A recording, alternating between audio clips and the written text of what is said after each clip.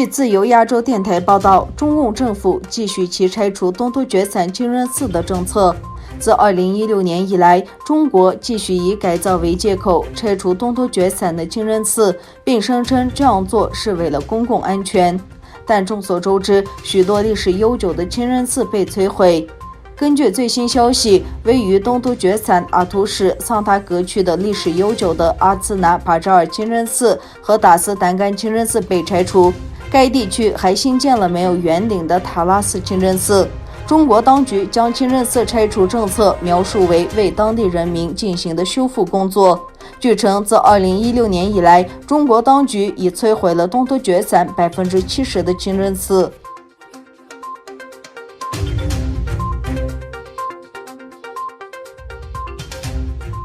阿森纳中场球员厄齐尔批评阿森纳未能支持他关于维吾尔族穆斯林的言论，理由是该俱乐部不参与政治活动。厄齐尔说，阿森纳有很多黑人球员和支持者，我希望人们也会为维吾尔穆斯林做同样的事情，因为阿森纳也有很多穆斯林球员和支持者。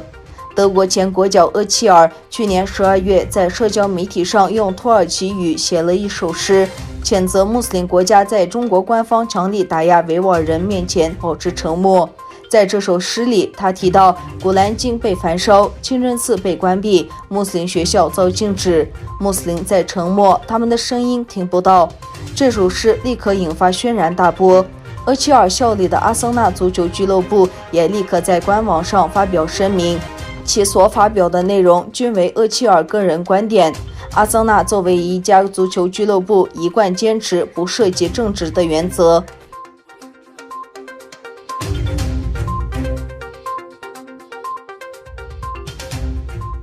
美国国务院周四宣布，将负责管理美国境内孔子学院的孔子学院美国中心列为外国使团。此举让各界认为将使中美关系进一步恶化。美国国务卿蓬佩奥在公开声明中表示，孔子学院美国中心不仅在全球推动中国政府的政令宣导，更对美国校园及各级学校产生有害的影响。蓬佩奥说，美国政府希望美国学生能够在未受中国共产党操弄的情况下，有机会学习中文与中国文化。蓬佩奥也重申，美国政府希望能够让中美两国以公平互惠的方式互动，并称中国政府正在享受美国开放社会所带来的好处的同时，却不断阻止美国与其他国家的人在中国能享受相同的待遇。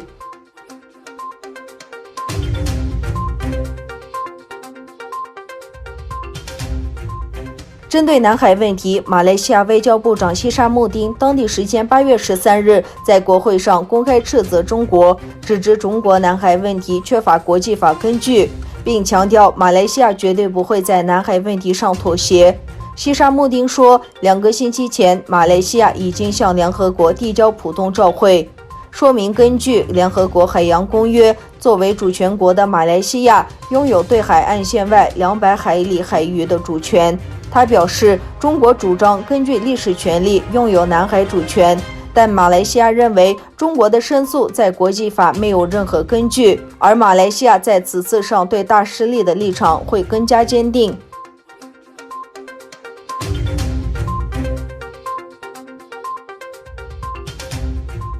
在东欧正在进行访问的美国国务卿蓬佩奥8月13日成功劝服斯洛文尼亚政府不使用不可靠提供的 5G 网络。美国国务卿蓬佩奥星期四与斯洛文尼亚领导人进行会谈，并签署一项涉及 5G 移动通信技术的联合声明。蓬佩奥宣布，我很高兴与斯洛文尼亚外交部签署了一份共同声明，排除使用不可靠方提供的 5G 网络。对于中国共产党和他想要遏制自由的努力来说，风已经开始反向吹起。日前，爱立信宣布与斯洛文尼亚电信公司签订 5G 商业协议。